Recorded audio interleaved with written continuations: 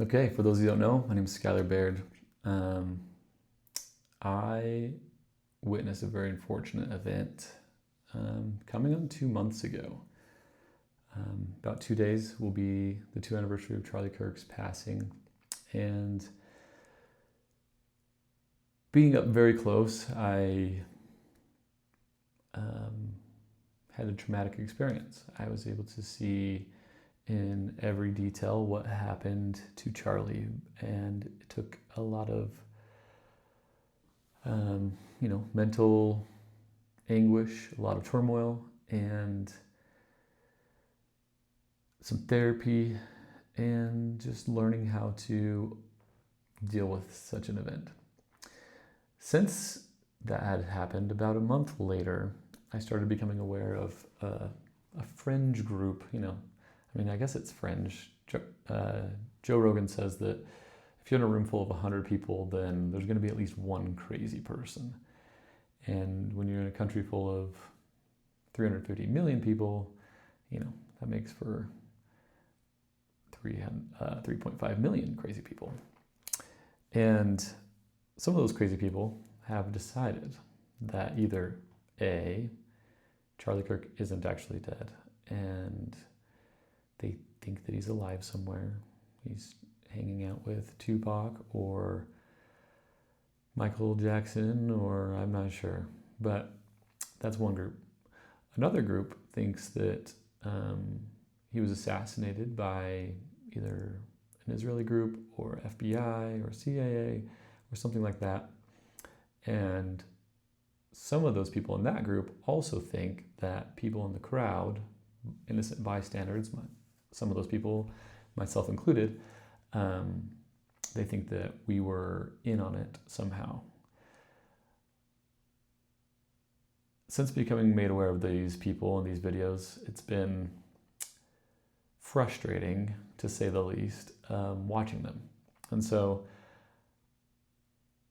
I've been harassed. I've had some threats. I've had people stalking family members, and it's just really weird and crazy. And so I thought that I would, there's been a couple of people that, there was one lady that reached out and wanted to do an interview.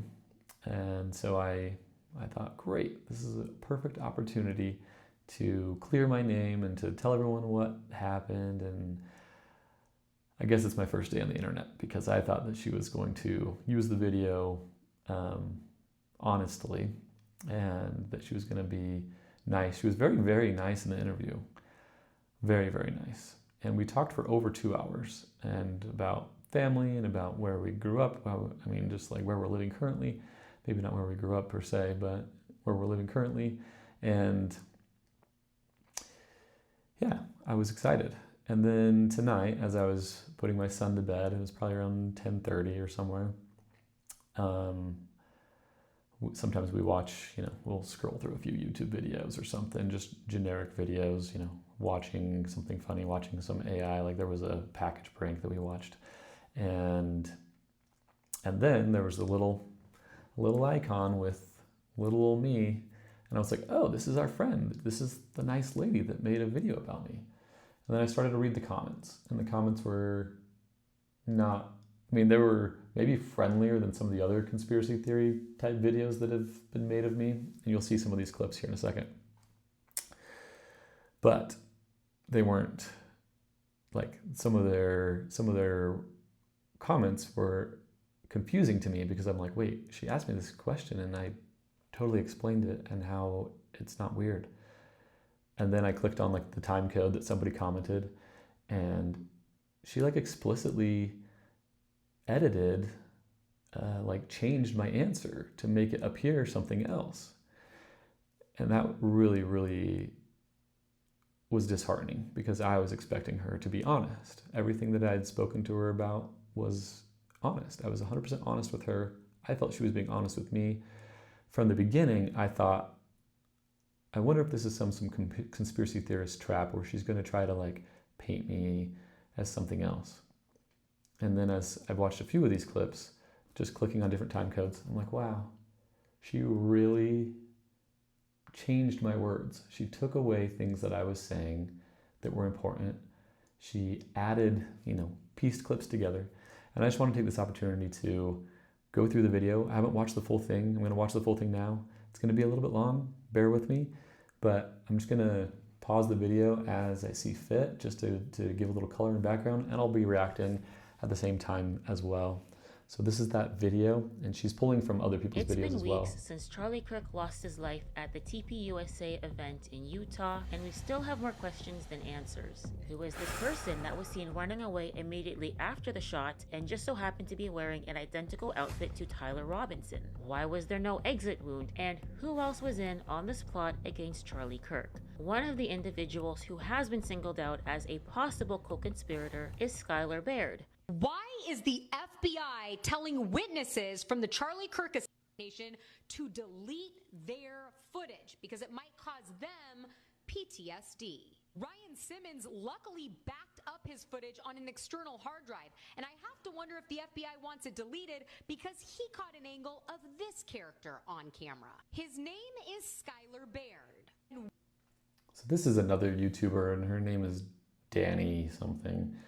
And Danny, this lady that's being screenshotted right now, I reached out to her as well, and I explained. Well, actually, it was really, really ironic because one of my friends sent me this video that's being screenshotted right now, and as soon as I clicked on it, I was actually in Australia, and I clicked on it, and this person was doing a live, and so I clicked on the live, and I looked at it, and it was like, oh, she's talking about me. This is wild. And so I got in a little chat, and I was like, hey, I'm Skylar.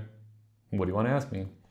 And so she interviewed me and we talked. And then everyone's like, oh my gosh, he's got to be CIA because they're monitoring you and they're seeing your videos and stuff. What are the odds that he actually saw the video? I'm like, you guys are so freaking psycho, so crazy. And anyway, so this Danny girl was like, okay, I believe you. I understand that this was a mix-up and that a lot of this data that I'm using is actually like cherry-pick data, cherry-pick scenes to make it appear a certain way for clicks. And so what I'm going to do is I'm going to take down this video, and her video had like 800,000 views. And she took it down, and I was like, man, this is so cool. Like somebody that's not just like a greedy, number-hungry person from LA that wants to, grab a bunch of views and try to make themselves famous off of hurting other people. What a great person. She actually took it down. That lasted like a day. And then it went back up. And then her response was like, oh, well, I took it down while it was going viral and it totally killed it. And then I put it back up. And I'm like, okay. So basically one of your friends got to you and was like, hey, this is like, you should put this video back up because it had so many views. Anyway, let's keep listening to what Danny has to say. There were Google search spikes of his name coming from Tel Aviv, Haifa, and Washington, D.C. before September 10th. So that one's stupid. Like I've actually looked into that. I was like, oh, there was people Googling me before September 10th. This is weird. And so I looked and I was like, all this is missing. Like there's no data here. Someone just made up these fake images. And then if you look super close, you probably won't be able to see this because this is like a screenshot of a screenshot of a screenshot. But if you go back to the source and look super close, there's a date range. And I went in and went to the date range, and lo and behold, my name pops up. Someone was searching me in Tel Aviv and someone was searching me in Washington, D.C. between the dates of January 1st and September 10th. Wow, like that's weird. And then I clicked on Florida and Georgia and Utah and Montana and I went through the list of like a dozen different, not even a dozen, like 20 or I think I even went through all 50. I went through a list of tons, and not all of them showed something, but most of them showed some sort of search of my name between that time. And then I went to different countries, and most of them showed some sorts of search of my name at that time. And so I'm like, this is crazy. Why are people searching my name so much? And then I was talking to ChatGPT about it, and I was like trying to figure it out. And then it was like, I don't know, there's nothing crazy that's going on, and it doesn't really match other news articles that were about you at that time, because I have some news articles that were about me, about a nonprofit that I started. And And then ChatGPT is like, well, it could be this person. And I guess there's like a influencer type person that has the name Skylar Baird. It's spelt differently. It's spelt like on the actual like influencer page, it's like SKYLRRBAERD or something misspelled, probably because I already own the correct spelling of that in all the social medias. But most likely, this social media influencer that has over 100,000 subscribers, or what do we call them? What do you call them? Fans? I don't know. Clicker people. Most likely they're Googling him, and I'm just like a byproduct. I would like to think I'm that cool. I kind of thought I was at first. I was like, yeah, I'm just cool. And then I was like, that's probably this other person that's a little bit cooler than me. But needless to say, the Israel thing, the DC thing, very cherry-picked data. Very cherry-picked. It's like, you can't just like choose the two things that you want to connect. You got to look at like the full data set and then be like, oh, this tells a story, or oh, it doesn't tell a story. It definitely doesn't tell this story. Now Google Trends has scrubbed that data. Skylar kept It's not scrubbed, very it's still close there. proximity to Charlie's security guard before the TPUSA event when they were pushed up against the wall, and There was no during wall. the event when they both Well, were there was a front fence, row. but Skylar's we weren't very Facebook close. shows that he was dropping out of helicopters for the Coast Guard in 2018. This But was now for a he's video claiming just shoot. a digital content. The lady's like, oh, he's dropping out of helicopters. He must be CIA. I'm like, that was literally a video shoot for a hospital that I was a part of. You guys are psycho. Creator, even though he only has 7 posts, 5 of which were I only have after 7 the posts Charlie because my Kirk Facebook assassination. profile is set to But private he mostly. somehow got a floor press pass to the Yeah, memorial. not weird. He was the guy that mainstream Hey, look, media I'm doing my same finger interviewed thing. over 7 times, each time saying the exact same thing. Watch the Yeah, when you video. tell a story, it's usually pretty close to the exact same if you're telling the truth, right? It's like I didn't realize I did that with my finger so much. maybe 10 or 15 feet away when it happened. This is a waste of time doing this, but I have had veiled threats on my life. I have had stalkers. I think I told you about this. So this is why I want to make this video, so that like if there are actual like crazies out there, that they at least see that like, oh wait, I am crazy. Not me, you. You're crazy. You're crazy. You're crazy. You're crazy.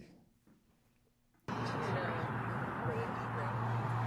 not trying to be cynical, but I don't Yeah, see you are. any physical tears. because you'll never believe what his first contribution was in the moment. This guy is Danny's friend, after apparently, Charlie Kirk like best friend. was publicly executed. They do Right podcasts together. there and kind of escorted him. I mean, there was a cop right there too, but kind of escorted this guy. And this to the guy's cop. claim The is guy that it's shot weird him. that I I took a shot him. video of That myself person that a Skylar few was hours after referring the to is Old event, Man making a George. video journal of it. Remember George Zinn, the guy who stood up as soon as Charlie was shot and shouted, "Shoot me, shoot me." And then after that, we were told he was some kind of bad man with very dark proclivities. So let's forget all about him. Well, I guess Skylar just happened to be there to help apprehend the decoy. Coincidence, I suppose. All of this Yeah, so George Zinn, literally so like you saw in the video, I was at the front of the Charlie Kirk rally, and when I got up out of the water, because I was on Charlie's left when he was shot, and I perceived that bullets were coming from Charlie's right to left, and when I saw the blood coming out of the left side of his neck, I thought that was an exit wound and a shot coming towards me. And so I jumped into a moat, or a fountain, I guess, that was behind me. And when I got up out of the fountain, there was kind of an exit, like a gate, where people coming from the center could exit towards me, but they were kind of funneled towards me if they didn't want to walk through this fountain. And so one of the people that was walking towards me was this crazy old guy, and I think it'll talk about this later in the video, but it was this crazy old guy, and he was like, he was faking it, he wasn't shot, blah, blah, blah. And I was like, no, he was definitely shot. I literally saw blood coming out of his neck. You are crazy. And he was like, what? Oh, I shot him. I shot him. And I'm like, and then as he said that, I look over at this officer and I'm like, you seeing this too? Like, come on. Yeah, I know you heard that. Come over here and talk to this guy. I don't know what verbally transpired between the officer because I don't remember. I just remember there was like a definite like eye contact, officer, come over here. And the officer came over and looked at George and was like, what'd you say? And he said, I shot him. And then he's like, well, you're under arrest. And then somehow that makes me, and I told the cop, and I was like, I really don't think this guy shot him. Like, he was making it up. Like, I told the cop that. I was like, I don't think that he was anything to do with this. I think he's just crazy. And the cop's like, well, like, regardless, I still have to arrest him because he said he did it. And Moore has cast a cloud of suspicion over Skylar. And so I reached out to him. We spoke for over 2 hours, and I asked him directly about all of the peculiar circumstances surrounding him, and you'll get to judge for yourself whether or not you believe he's telling the truth. Yeah, it would be judging for yourself while I if was you didn't preparing for edit this the interview, video I was and doctor very it. deep in research, and at some point I thought I should probably stop smelling like my laptop and start smelling like a human being. and there's a Recently, freaking I've been ad. exploring different fragrances to complement various. Skip through the ad because that's freaking dumb too. Oh, I don't want to smell like a laptop. What does a laptop smell like? Now let me give you guys some application tips, okay? Option 1. No application tips. We're going through this. I'm glad that I get to skip through this 10-minute smell. And that's a crazy thing Now about here's these a great guys. deal. Is like, are you trying to give information or are you just trying to make money? You're using like my experience. You're using my experience, my trauma, so that you can get clicks to sell your perfume. That wasn't part of the thing. Our thing was that you were going to interview me and you were going to tell the truth, which you didn't even do that. Very frustrating. You can try one of these fragrances for yourself. The reason I reached out to you is because people, of course, have been commenting about you because you're one of 3,000 people who were there at the TPUSA event the day that Charlie Kirk's life was taken. And so I just wanted to talk to you about that. What brought you to that event that day? Were you oppositional to Charlie? Were you a fan of Charlie? Were you impartial to Charlie? Had you purchased a ticket in advance, or did you just show up and hope for the best? Yeah, I don't think they were selling any tickets. They did. They sold tickets? They did. They sold tickets, but nobody was checking tickets. There was no fencing. There was no checking. Like, there was nothing that would prohibit anyone from just walking up. So that I don't think that anyone was actually purchasing tickets. Maybe. Some people don't like, some people in like the conspiracy theorist people, they don't like that I blink a lot. I don't know why I blink a lot. I never knew I blinked a lot until all these freaking crazies. But, you know, it is almost 2 a.m. But in this video that she took of me, I guess I blink a lot here too. And fan of Charlie. Still it's not 2 a.m. So I actually probably know should way get my more eyes about checked. him and his positions now than I did before, because before that event, I saw him as a political commentator. I saw that he had a lot. So that edit that she did right there, I continued to say, I used to see him as a political commentator, but since the event, I realized that the reason why he was in politics was because he was God first. God was the most important thing. And suspiciously, I don't know why, but anytime I mention God, or anytime I mention the Spirit, or why I felt drawn to go to this event relating to God, she edits it out. And I don't know why. It's really weird. Like, maybe she doesn't believe in God. I don't know. But she definitely like edits every time at least that I've seen in the little clips that I saw before this, because I was, like I said, I was scrubbing through it and I was like, what? She was editing out all the times I mentioned God. So I'm just going to fill you in and say what she left out. But I said, I used to see him as a political commentator, but now I realize that the whole reason why he was doing this was to draw people towards God. And I feel that similar draw since losing Charlie, losing his voice, losing his influence in society. And that's not even fair to say, because his influence is greater than it's ever been, but he lost his life, and that is a big loss, obviously. To do with young students, the young vote for Trump, and so I saw him as political. So you attended the event as a fan.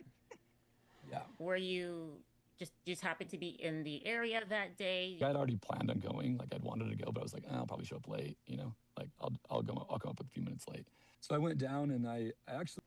So again, this is where she edits out the part where I mention about God, where I wasn't going to be on time. I was setting up a booth for my company at the Utah State Fair, and I felt this very strong impression. This is the part she edited out, and it's crazy to me. Why would you edit this out? This is important.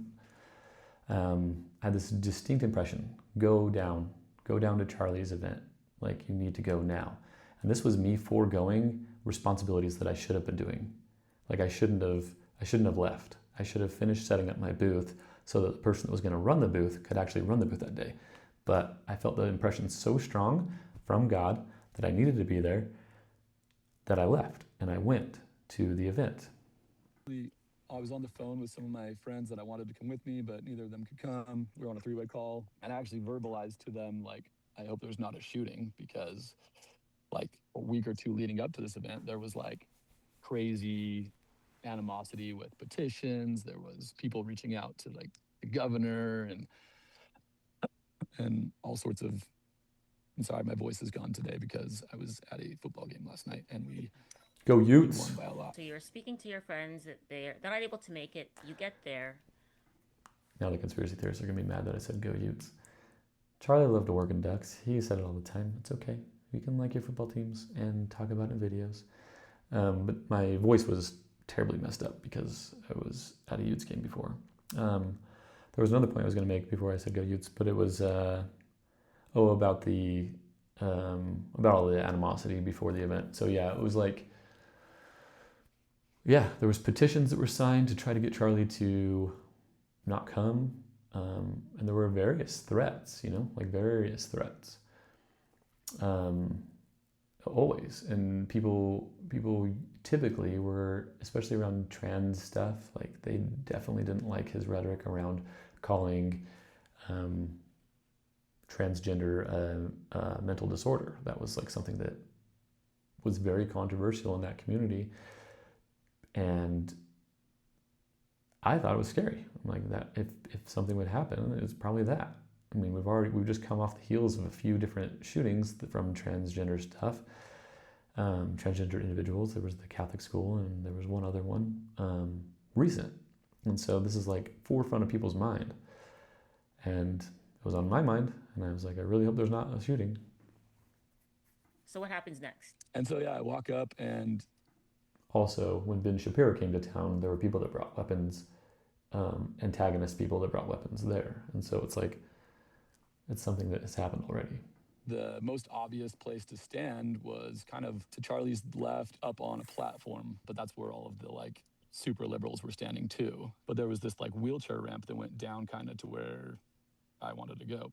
The area that I was looking at was actually like kind of like a little media area. I was dressed in my work attire and I looked somewhat professional, so I just pulled out my camera and stood next to some of the other people that had their cameras out, and I was just kind of like acting the part. Now, someone who was also there that day and was backstage with Charlie Kirk is Phil Lyman, and people have been asking you questions about your connection to the Lymans because public record search shows that you do have a relative, Debbie Lyman. My stepfather's ex-wife of 30 years ago remarried a guy with the last name Lyman. And they're like, haha, we caught you. You're related to Phil. And like said hi to him once at like a funeral. So this is actually the only reason why, not the only, but this is the main reason why I'm even making this video right now, is because of how deceptive that line right there is.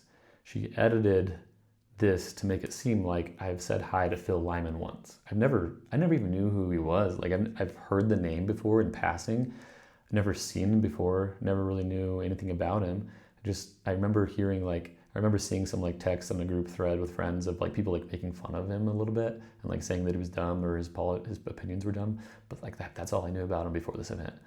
And what I was telling her that she edited was that like my stepfather, his ex-wife of over 30 years ago, I don't know how long ago it was, a long time ago, remarried a guy with the last name Lyman.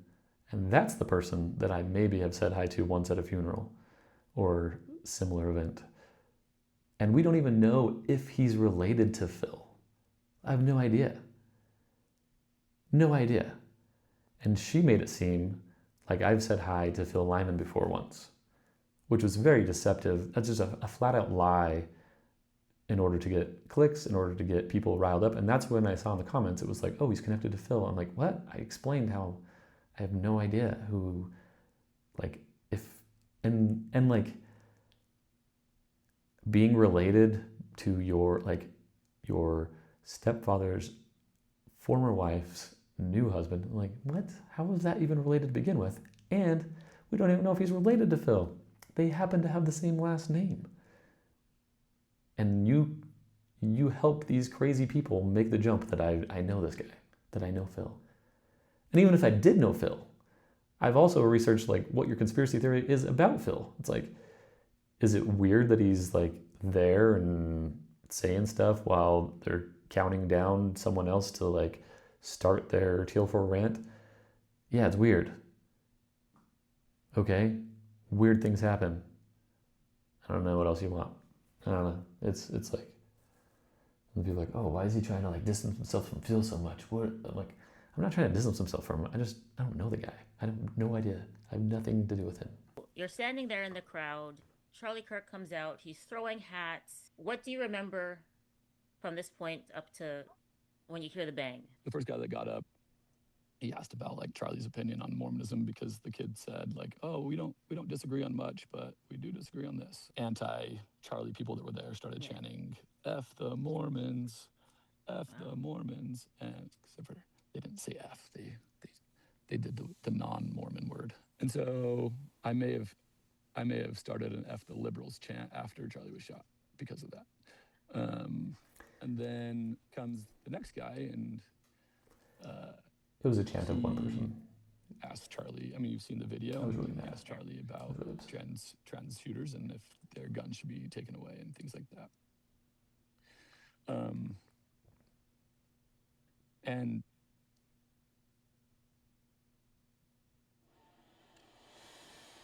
I have seen people who have was weird at it. they've accused you of being a crisis actor because they think that when you're, getting emotional and tears are shed, or they say sometimes you're not crying, but you make in the face. They've accused you of being a crisis actor. They say that your affect is insincere. So what is your response to those accusations? something that like people need to remember is like when news articles happen, like they cut pieces out, right? And so if there was a moment that I'm like sobbing and like not saying anything but just crying, like they cut that out, And so, oh, there's no tears.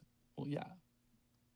And it's like it's edited. The news. I didn't have like editorial license on what they put in there, and even if I did, I don't know that they probably said like, yeah, we don't want to show them actively crying. I think one of the reasons people honed on you specifically is because you did make so many media appearances. Yeah. And then also there's the fact that George Zinn is also a very suspicious person. And Right. from what I understand, you were someone who was there with him and brought the police over and said, this guy says he did it. So I think those are the reasons why people were zeroing on you specifically and thinking that you were in on the plot. And therefore, when you were speaking to the media, you're acting because you knew this was going to happen because you were in on it. And that's where that theory falls apart too, is because like, yes, I was down there, and George Zinn, like I didn't know who he was beforehand, but he comes up and he's like kind of like old man crazy yelling stuff, and he's like, oh, he was faking it, it wasn't real, it was all fake, blah blah blah. I look at this old guy, I'm like, dude, like shut the F up. Like I just saw this guy get murdered. I saw the blood. He was definitely shot. He kind of like looks down, he's like, I shot him. I'm like, what? He's like, I shot him. And I like look to my right, and there's like an officer over there who like I could tell was like with an earshot, and I was like kind of like, bro, like come over here. And so the officer comes up, and he's like, what did you just say? And so I was like telling the officer, I'm like, I genuinely don't think this is the guy. I think this is just some crazy guy. And so if I'm in on it, and there's some sort of like CIA, FBI, Mossad conspiracy that like involves George Zinn, would I tell the officer this isn't really the guy, this is just some crazy guy? That doesn't make sense. Well, if you're creating a distraction, it doesn't really matter what you say if the goal is to create a distraction, right?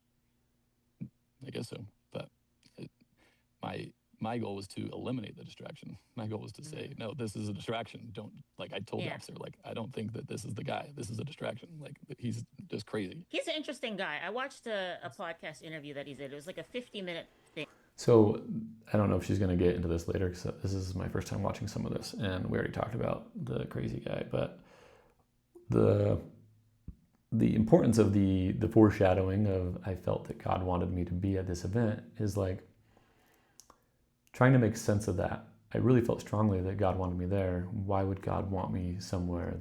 You know, if God's all-knowing, which I believe that he is, why would he want me somewhere that I would witness very closely and vividly a murder? And my conclusion from that was that God wanted me to be a voice of peace and a voice of,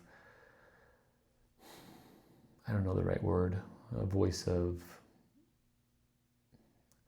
like, it's not love and peace. I'm trying to grab that right word, but it's like comfort. It's basically trying to lower the hostility level.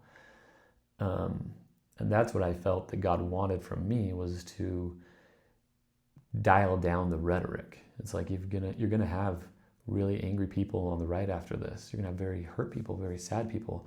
And I think that's what a lot of this conspiracy theory part is it's a lot of people that, most people of them are very hurt, very sad. Some of them, you know, they aren't. Some of them are just antagonizers. But my feeling in the subsequent hours past that, I'm like trying to make sense of why God would want me to see this.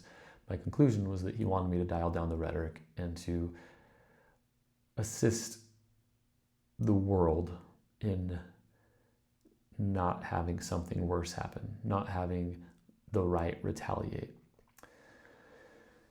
And so that's why I decided to go on. You know, anytime someone asked me, we're like, do you want to be interviewed? I said, yeah, because I wanted to honor that. I wanted to honor Charlie. I wanted to honor God. I wanted to honor me. I wanted to honor that I was there and that what I saw was real. And in those early moments, talking about it helped. Speaking about it helped. Speaking about what was going on helped.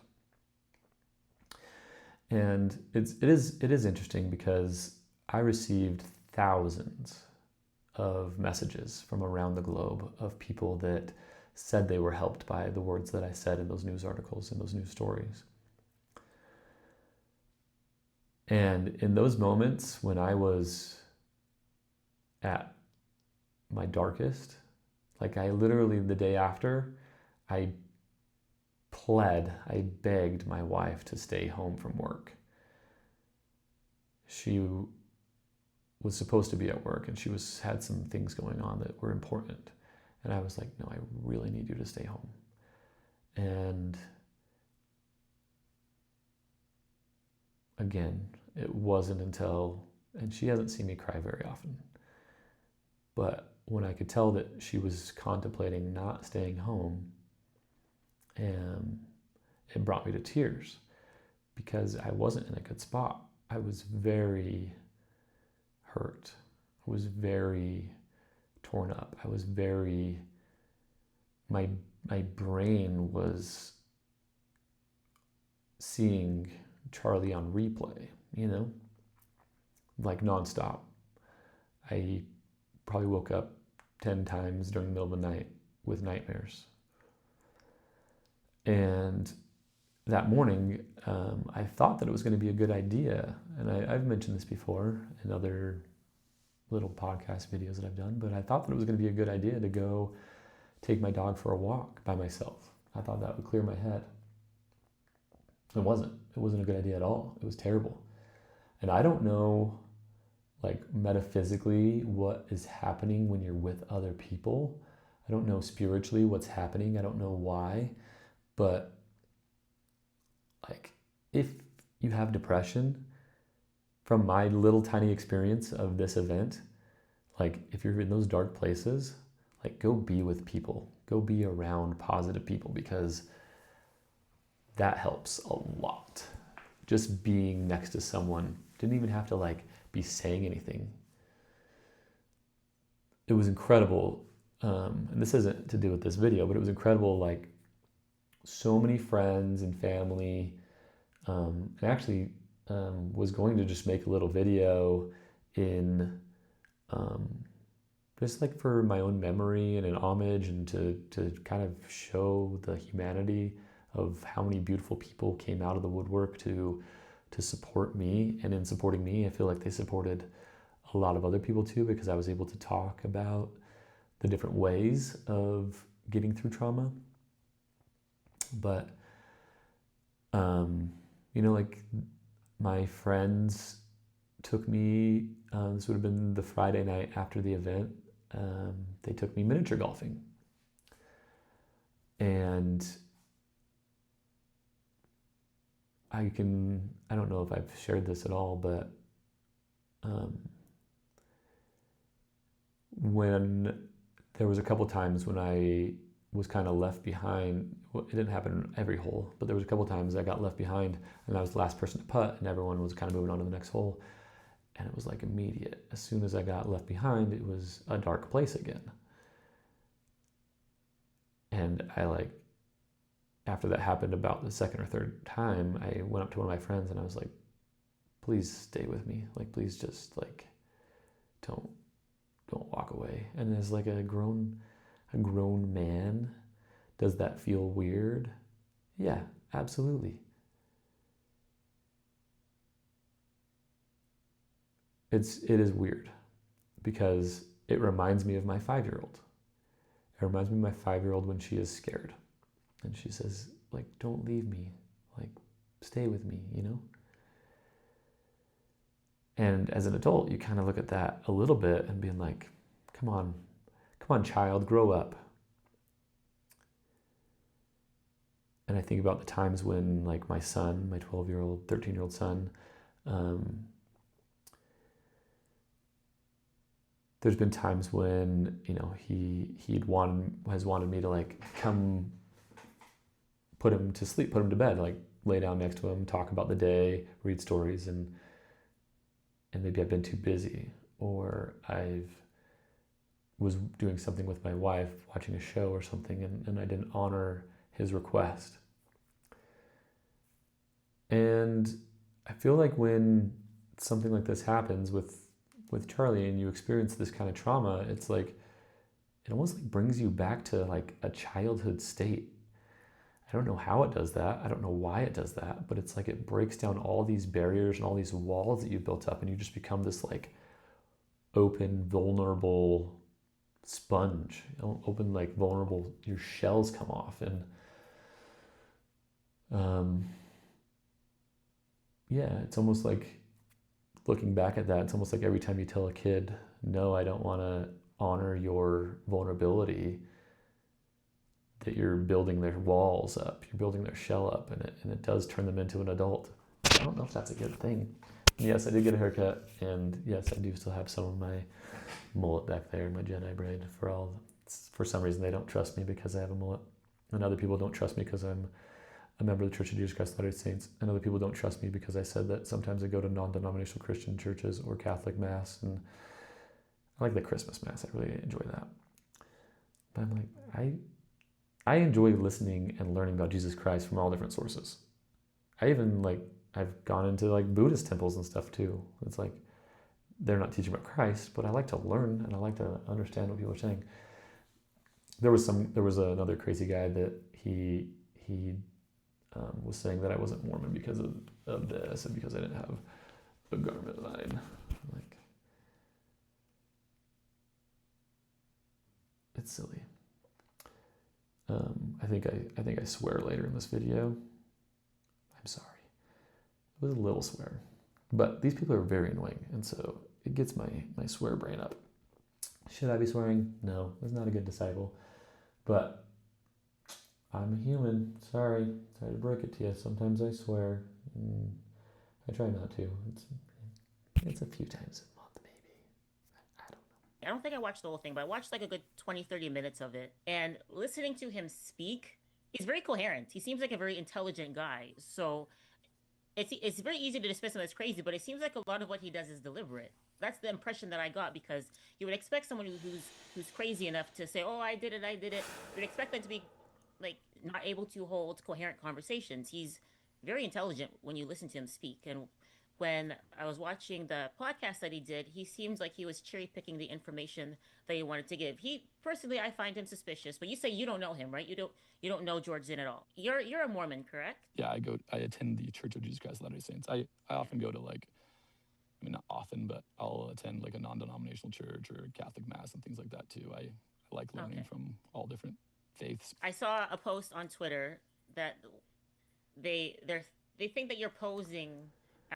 And the crazy thing is, like, even when I was on the mission, like teaching for the Church of Jesus Christ of Latter-day Saints, even when I was on the mission, I would go to different churches. I went to Jehovah's Witness churches. I went to Seventh-day Adventist meetings. I went to evangelical churches. It was like Pentecostal churches. It was like, I don't understand. Like, if I'm going to be so sure of my faith that I'm going to invite you to come and see an LDS church, I better be willing to go and learn what you have to give, what you have to offer. I'd be willing to go sit in your meeting. It's like, why wouldn't you? Why wouldn't you want to go learn from everywhere? At least once. My grandma is Lutheran, and I've been to many Lutheran meetings. As a Mormon because of your hairstyle. They definitely did not like my ponytail. That was evidence that I also was CIA and Mossad, because all those guys have ponytails. Because a Mormon would never wear a ponytail. That's the argument. There have been internet sleuths Well, you're wrong. who have Yep. been looking through Google Trends to see what search terms were coming up prior We spoke about to this the already. Turning Point USA event. Yep. People were searching Lance Twiggs in Israel, which Lance Twiggs is a very specific thing to search.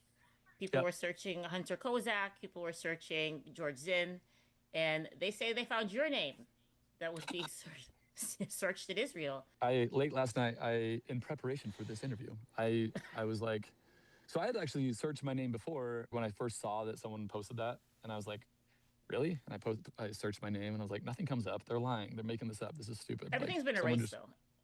Well, that's what they say, right? But then I look closer, and I like in this super blurry, like pixelated image of like my name searching up, and I see that they have like a date range, and it was like March 1st through September 9th, right? And some of Yeah. them, on some of the things, they're clicking web search, and some of them they're clicking YouTube video. So I look really closely, and I see that, and I'm like, okay, well, I'm going to change my search patterns to that. And guess what I find? Every state almost, every country almost, it's like there's hits in those time periods. And so like if you very specifically only search for District of Columbia and Israel, there's the connection. There it is. I had tried replicating the searches that people had done, and Did you use the time filter? Because if you change the time filter, I did the time filter, and like when I tried to replicate people's searches, like nothing would come up. Like everything was erased, and I know stuff has been getting erased from the internet. Like there was a web page that I personally had archived, and I double checked to see that it was archived, and now it's gone. About Someone's erased. It was someone else. I don't want to say what it was, but it got erased nonetheless.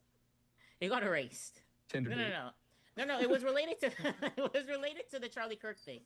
Oh, okay. That's an ugly view. I don't doubt. Like, I mean, there's been a lot of fishy stuff. My phone was acting weird. What was Coincided with happening? like nothing was like getting deleted. It was just like it would freeze randomly and it would do different stuff. And I'm like, so I wouldn't know if it was because like I had a phone call with a radio station from Israel, and I was like, was that actually like Mossad calling me and they were like planning a bug on my phone or something? Wait. Oh, a radio station from Israel called you? Weird, huh? When? Around that So right there I said, yeah, weird, huh? time To do what? To to interview do an you? interview. Yeah, just ask me about my experience.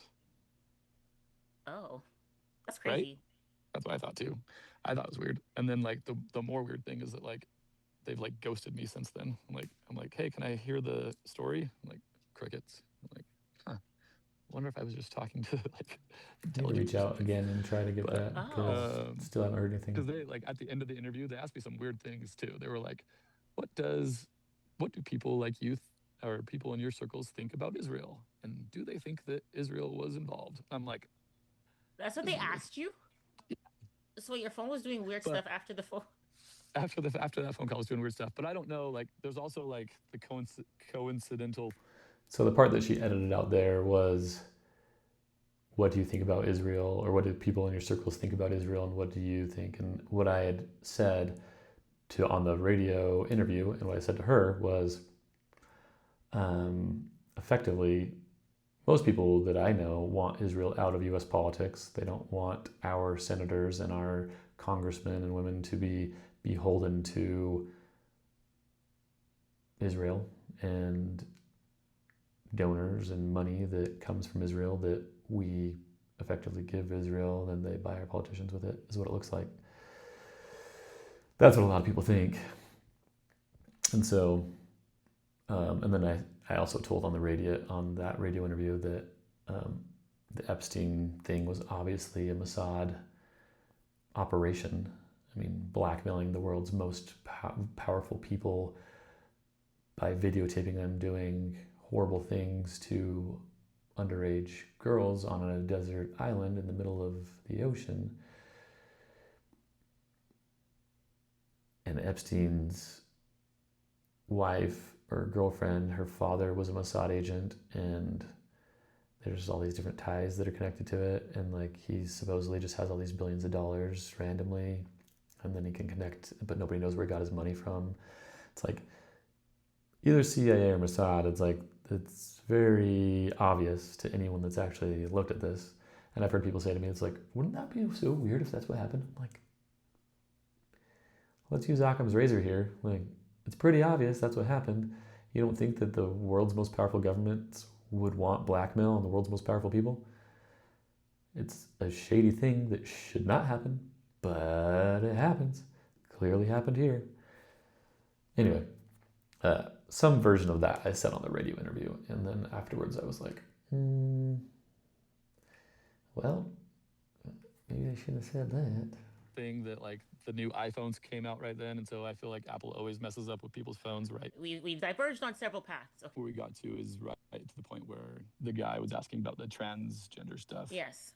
So he was asking about that. You hear the loud pop. At that moment, did you have an idea of where you thought it came from? I didn't hear a boom or a thud.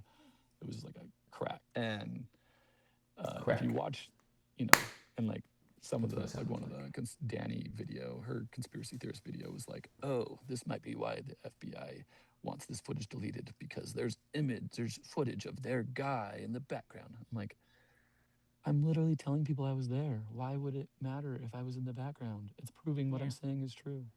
Yeah. But if you watch that video through, like, you see my reaction. Like, you see my face drop. You see my stomach churn.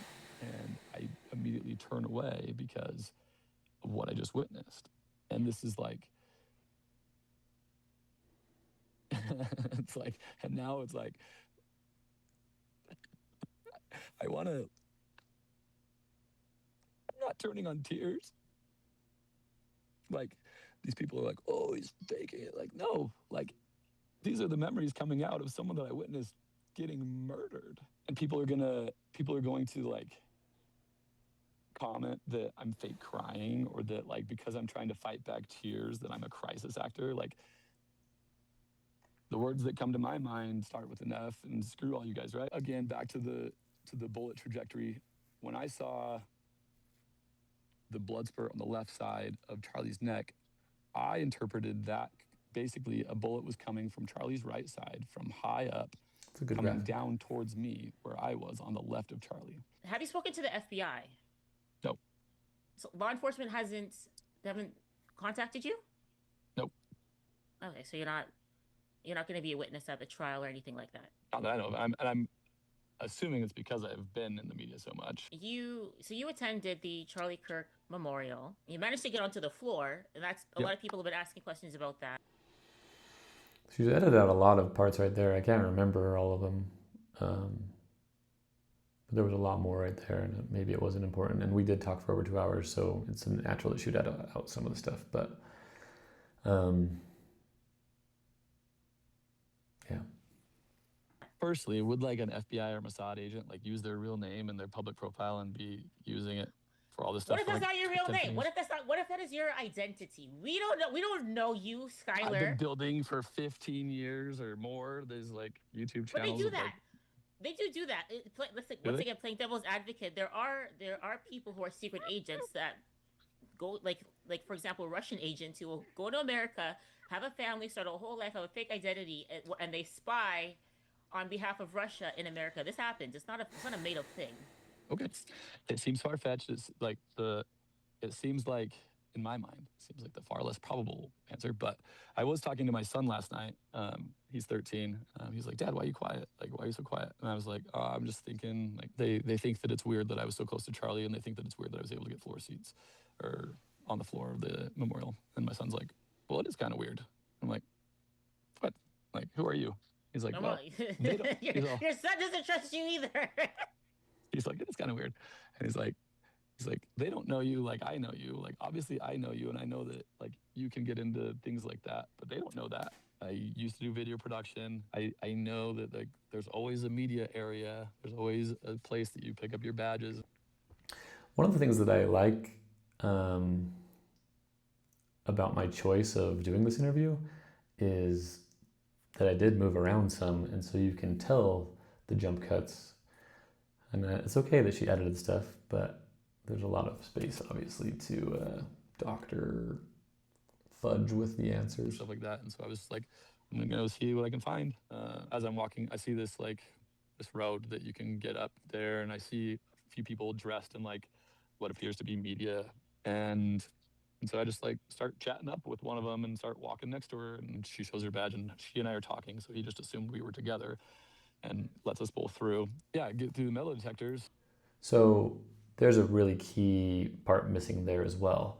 When I say he lets us through, like this part of the checkpoint, it wasn't anything serious. It was literally like a not even a rent-a-cop. It was like a rent-a-stadium employee, and this person was mainly just there saying like, oh, if you don't have a badge, you're not going to make it past the next thing, so don't waste your time walking 20 minutes. I mean, it wasn't 20 minutes, walking 5 minutes this way. So it wasn't like, at this point, like I kind of perceived that it was going to be like the checkpoint, but in hindsight, it was like, oh, this person was just like a director. And I mentioned that to her, that this wasn't like a serious checkpoint. It was just like, I walked with this lady. This person didn't really question that we were together, and therefore didn't tell me to go somewhere else. It wasn't Secret Service as far as I know, but it was just from what I recall, it was just like Joe Schmo, lowly stadium person that tells people which direction to go. And they probably would have told me to go a different direction if they knew that I didn't have the badge waiting for me at the front. But in fairness, and I don't know if she mentions this later, there actually was media inside the venue that had reached out to me, that were doing a documentary and wanted to interview me.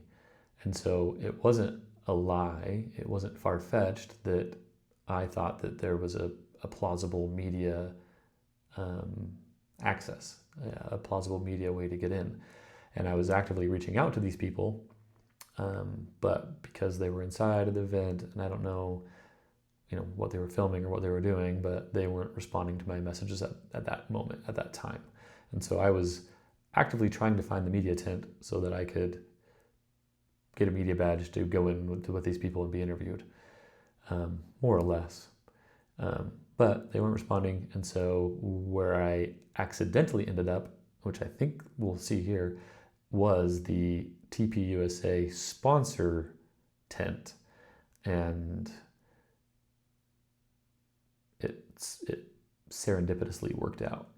And I'm like, sweet, made it through. And then they're like, and I don't even want to say serendipitously, because like I said, even with doing the media interviews, I genuinely felt impressed by God. And this was another one of those things where it's like, if God really wants me to be here, I'm going to go figure out how to get in.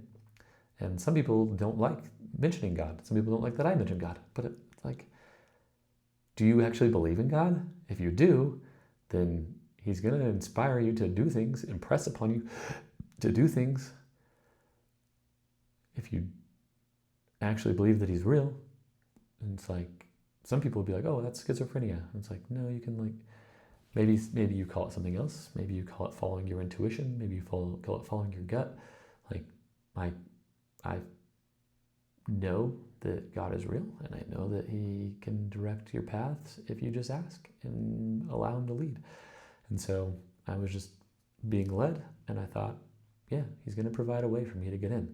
And these are some of the things that I told her as well, but for some reason, she doesn't want to hear about that.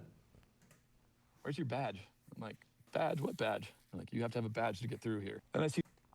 And so this is where the actual security, not this pre-security thing. There was an actual metal detector security. And when I went through the metal detector security, that's when they were asking to go in through this entrance, you need to have some sort of badge. This like Turning Point USA table that has a bunch of badges. And like, so they sent me out. And so some people think that I like bypassed security, but I didn't. Like they scanned metal detected me, and then saw I didn't have a badge, and they said, oh, well, you gotta go grab a badge. Sorry, like go back to this table and get a badge. And when you got to the table, you had to like give them your name, and they looked you up to see I didn't know this at the time, but they were looking up to see like basically if you were a large donor. And apparently I'm not a large donor. So they didn't give me a badge. There was like this moment that I could have like walked up and taken a badge, but I was like, I probably shouldn't do that. And so I walk up to the table and I give them my name. I'm like, seeing if I'm on the list. I'm like, of course I'm not on the list. And they're like, nope, sorry. Like as I'm seeing other people come up, I'm like, oh, this isn't like a media table. This is like a donor table. And I'm like, excuse me. And he turns around and kind of looks at me, and I'm like, I'm really trying to get in. Like I was at the event where Charlie was killed, and I was wondering if there's any way that like you can help me to get in. So this person that I'm talking to was wealthy looking. I don't know. He was probably just a little bit older than me and looked like someone that I would converse with normally.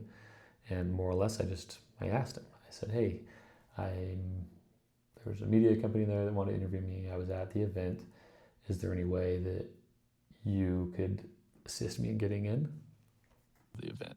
And he's like, yeah, let's see. And so he walks back up to the table and he's like, hey, we had an extra ticket. One of my guys wasn't able to make it. Could I give it to him?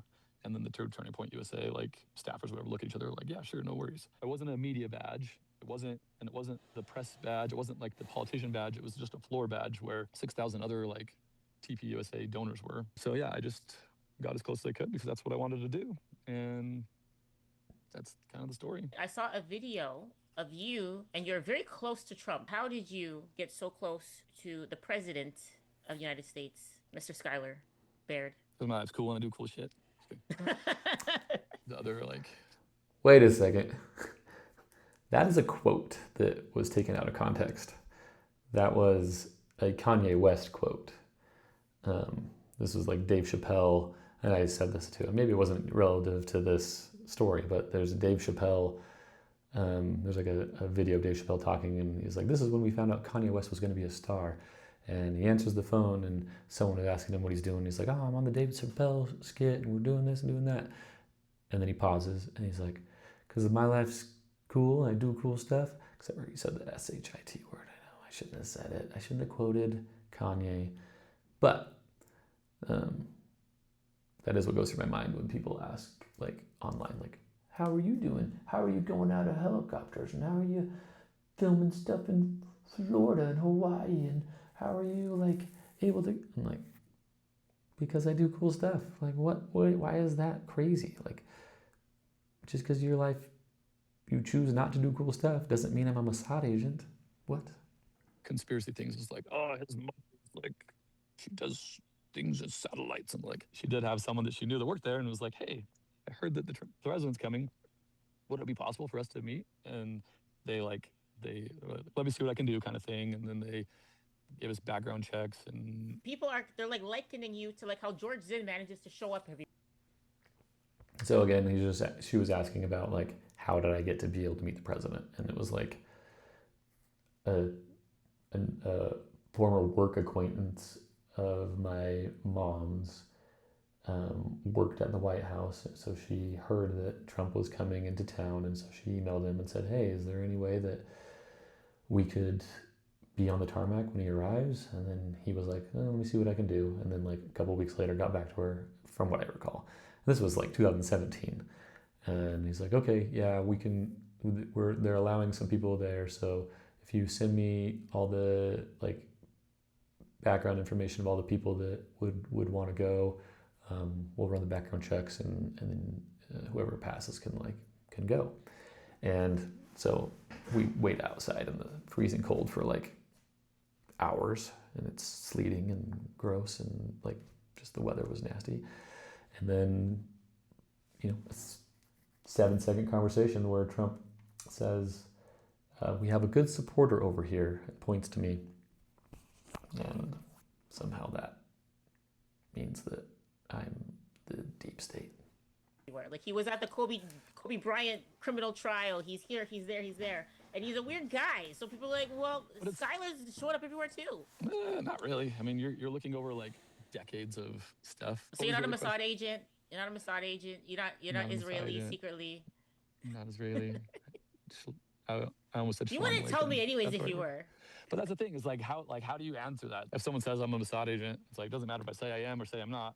I'm not gonna believe either of them. Right? Yeah.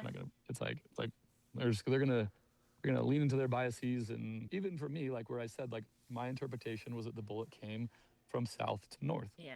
But then I see video footage of a guy laying on a roof. Like, okay, maybe my interpretation of that event is wrong. Maybe what I thought was an exit wound. A lot of people think it's an exit wound. If it was an exit wound, then that bullet is underneath the tile that's in the ground there. Yeah. Well, okay. And once again, if we're gonna entertain all options, they did go and rejig the whole thing right after. Which is insane. Like, the optics of that are so bad. If my interpretation of events is true, then that bullet is in the ground somewhere right there. Yeah. And that's the only reason I could think of why someone would want to pave over it, right? Yeah. So what did you guys think of the interview? There was a lot more there, but this is already a long video, and I land 80% with the official narrative. That's where I'm at, is 80% of me believes the official narrative, 20% of me leaves room for additional information.